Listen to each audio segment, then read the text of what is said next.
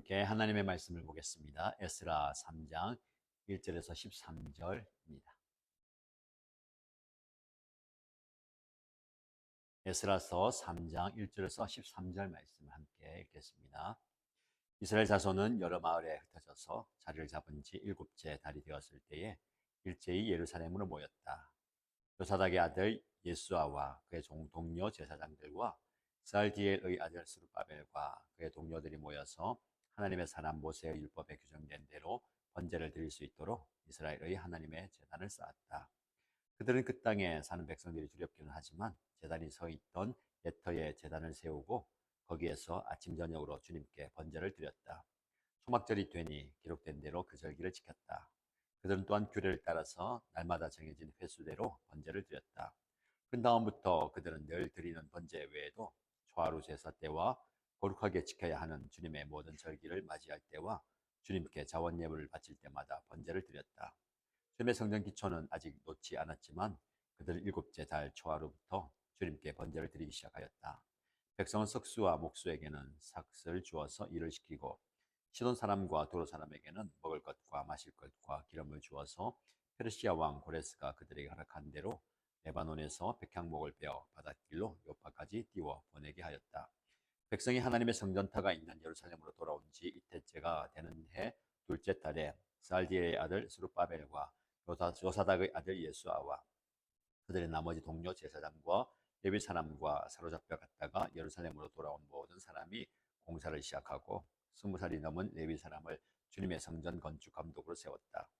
예수아와 그의 아들들과 친족과 호다위아의 자손 간미엘과 그의 아들들이 한마음 한뜻으로 하나님의 성전 짓는 일을 감독하였다. 레위 사람 헤나닷의 아들과 손자와 친족들도 그들과 함께 일을 하였다. 집 짓는 일꾼들이 주님의 성전 기초를 놓을 때에 예복을 입은 제사장들은 나팔을 들고 레위 사람 가운데서 아삽 자손들은 자바라를 들고 이스라엘 왕 다윗이 지시한 대로 저마다 주님을 찬양하려고 자기의 자리에 섰다. 그들은 서로 화답하면서 주님을 찬양하고 감사의 찬송을 불렀다. 주님은 어지시다. 언제나 한결같이 이스라엘을 사랑하신다.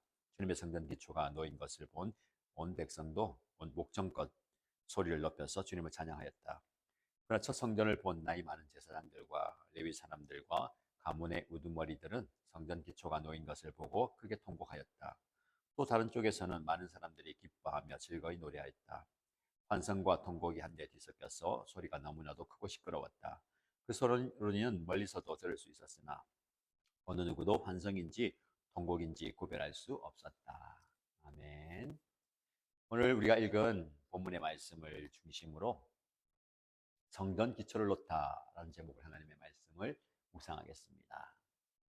사랑하는 신 가족 여러분, 오늘 저와 여러분들은 에스라 3장 말씀을 통해서 바벨론 포로 생활에서 귀환한 이스라엘 백성들이 예루살렘 성전을 재건하는 기초를 놓는 모습을 보게 됩니다.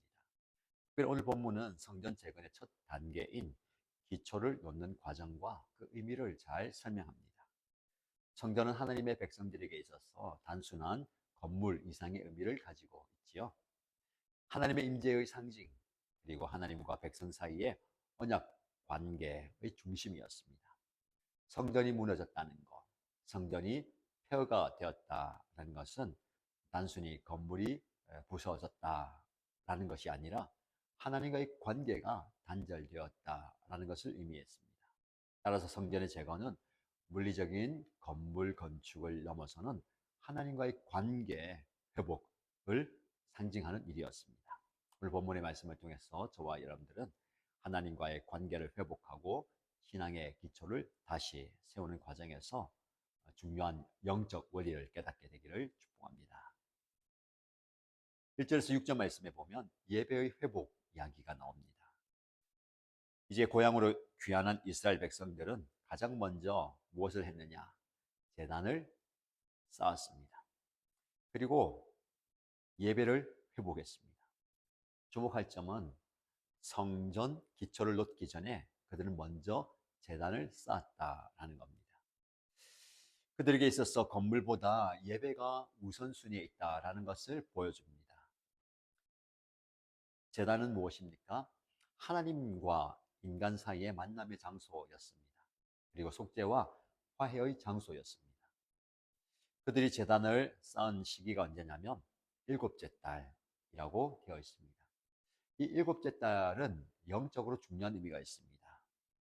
1일에 나팔절이 있고요. 10일에 대속죄일이 있습니다. 15일부터 일주일 동안 초막절을 지키는 절기들이 모여 있는 달입니다. 특히 초막절은 이스라엘 백성들이 광야에서 방황하고 유리할 때에 하나님께서 그들과 함께 하셨음을 기념하는 절기입니다. 그리고 그런 절기를 지킨다는 것은 이제 70년 동안 포로 생활 가운데 있다가 돌아온 이스라엘 백성들에게 특별한 의미가 있었을 겁니다. 3절 말씀을 보시면 그들은 그 땅에서 사는 백성들이 두렵기는 하지만 제사를 드리고 예배를 드리는 일을 멈추지 않았다라고 합니다. 두려운 상황 가운데서도 그럼에도 불구하고 그들은 정한 시간에 하나님께 예배했습니다. 7절과 9절 말씀 보시면 공동체적인 노력과 준비가 나오는데요. 이 귀한 공동체, 고향으로 돌아온 공동체 백성들은 성전 재건을 위해서 철저하게 준비했습니다. 그들은 석수와 목수에게 삭스를 지불하고 시돈과 도로 사람들을 통해서 레바논에서 백향목을 운송하게 했습니다. 솔로몬이 첫 성전을 건축할 때와 유사한 방식이죠. 백향목은 아주 튼튼하고 향기로운 목재입니다. 성전 건축에 아주 이상적인 재료죠.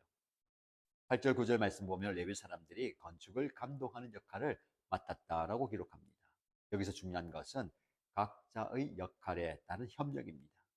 제사장들 그리고 레위 사람들, 일반 백성들, 심지어 이방인들까지 성전 재건이라는 공동의 목표를 위해서 협력했습니다. 공동체의 노력, 공동체 협력이 굉장히 중요합니다. 교회는 제가 말씀드렸죠. 모든 사람들의 헌신과 수고와 노력을 통해서 아름답게 세워집니다. 10절에서 11절 말씀 보시면 기초를 넣는 순간 하나님을 찬양하는 모습이 나옵니다. 성전의 기초를 넣는 순간은 단순한 건축 과정의 진행이 아니라 장엄한 예배의 순간이었습니다. 제사장들은 예복을 입고 나팔을 붑니다. 레위 사람들은 신벌들을 들고 서서 찬양을 합니다. 다윗 왕 시대의 예배 전통을 계승한 모습이죠. 그들이 부른 찬양의 내용이 무엇입니까? 주님은 어지시다. 언제나 한결같이 이스라엘을 사랑하신다라고 고백합니다. 하나님께서 신실하시고 지실하신 하나님께서 우리에게 영원한 사랑을 베푸신다라는 것을 노래합니다. 여러분, 성전 기초를 놓는 순간에 이런 찬양을 드리는 것은요, 비록 과거의 영광스러운 성전에 비해서 지금은 초라한 성전을 짓고 있지만 하나님의 신실하심에 대한 확신을 가지고 하나님을 높이는 모습입니다. 그들은 하나님께서 과거에 그들과 함께 하셨던 것처럼 지금도 우리와 함께 하시고 앞으로도 미래에도 우리와 함께 하실 것을 믿었습니다. 그리고 그 믿음을 고백하는 것입니다. 12절에서 13절 말씀 보시면 이런 과정 가운데 세대 간의 다른 반응을 소개합니다. 성전 기초가 놓이는 순간에 백성들의 반응은 크게 두 가지로 나뉩니다. 솔로몬의 성전을 이미 보았던 노인들은 울죠. 그러나 이 모든 것을 보는 젊은 세대들은 크게 기뻐합니다. 환호하지요. 이 대조적인 반응은 각 세대의 경험과 기대의 차이에서 비롯됩니다. 어르신들이 운 이유가 무엇입니까? 아마도 새로운 성전의 기초가 솔로몬 성전의 웅장함에 비하면 아주 초라해 보였기 때문입니다. 학개서 2장 3절에서도 너희 가운데서 이 성전의 이전 영광을 본 자가 누구냐? 이제 이것이 너희에게 어떻게 보이느냐? 이것이 너희 눈에 보잘것없지 아니하냐라고 언급합니다.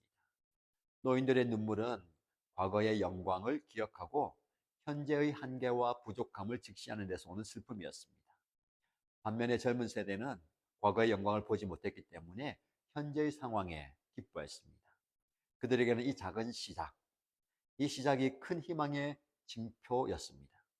그들은 하나님께서 70년간 포로 생활한 이후에 그들을 고향으로 돌아오게 하시고 이제 성전 재건이 시작되었다는 사실 자체가 큰 기쁨의 이유였습니다. 흥미로운 점 13절 말씀에 환성과 통곡이 한데 뒤섞여서 소리가 너무나도 크고 시끄러웠다. 어느 누구도 환성인지 통곡인지 구별할 수 없었다라고 말씀합니다. 이는 기쁨의 소리와 슬픔의 소리가 하나로 합쳐져서 하나님께 올려지는 진실된 예배의 표현이 되었다라고 시사합니다. 그 소리는 멀리서도 들을 수 있었다라고 이야기하죠. 오늘 본문의 말씀을 통해서 우리에게 주는 영적 교훈과 깨달음은 무엇이겠습니까? 첫 번째로 예배의 우선순위입니다. 에스라 3장에서 가장 먼저 눈에 띄는 교훈은 예배가 중요하다라는 것이죠. 우선순위가 되어야 된다라는 겁니다. 고향으로 돌아온 백성들은 성전의 기초를 놓기 전에 먼저 제단을 쌓았습니다. 건물보다 예배 자체가 더 중요하다라는 것을 보여주지요. 그들은 위험한 상황 속에서도 아침 저녁으로 예배를 드렸습니다. 오늘날 저와 여러분에게 중요한 교훈을 줍니다. 신앙생활에서 가장 중요한 것은 외적 형식, 건물, 프로그램이 아닙니다. 하나님과의 관계, 그리고 그분께 드리는 진실한 예배입니다. 예수님도 요한복음 4장 말씀에 아버지께 참되게 예배하는 자들은 영과 진리로 예배할지니 그때가 오나니 하나님은 영이시니 예배하는 자가 영과 진리로 예배해야 한다라고 말씀합니다. 여러분, 저와 여러분 삶 속에서 예배가 우선순위가 되길 축복합니다. 두 번째, 하나님의 신실하심에 대한 찬양입니다.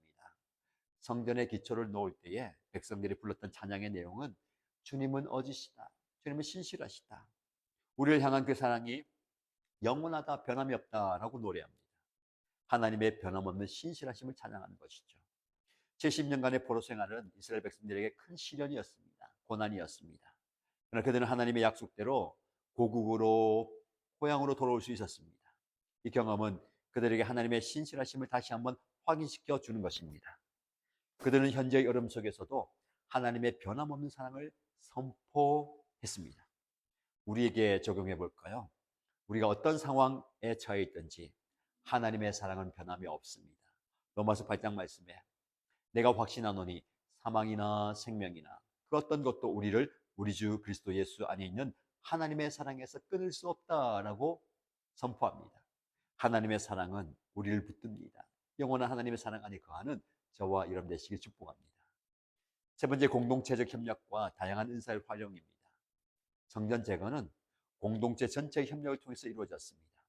제사장들, 레위인들, 일반 사람, 백성들, 그리고 심지어 이방인들까지도 각자의 역할을 감당했습니다. 석수, 목수, 시돈과 도로 사람들, 레위 사람들이 모두 자신의 전문성을 발휘했죠. 이것은 교회 공동체의 본질을 이야기합니다.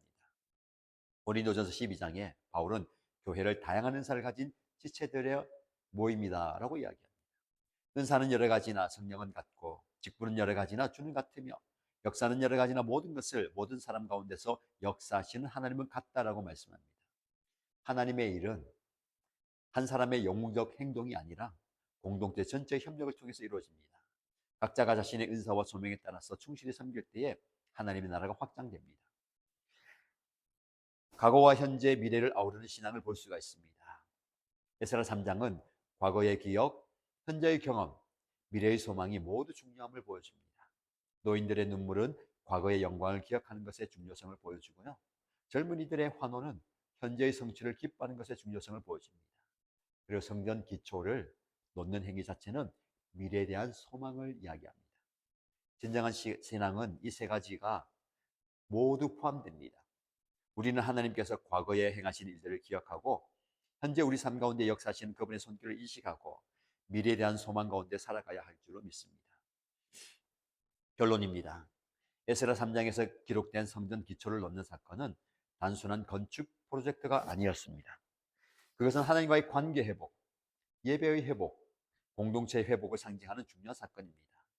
오늘 말씀을 통해서 우리는 신앙생활에서 예배의 우선순위가 중요함을, 하나님의 신실하심에 대한 찬양이 중요함을, 공동체적 협력의 중요성을 배웠습니다.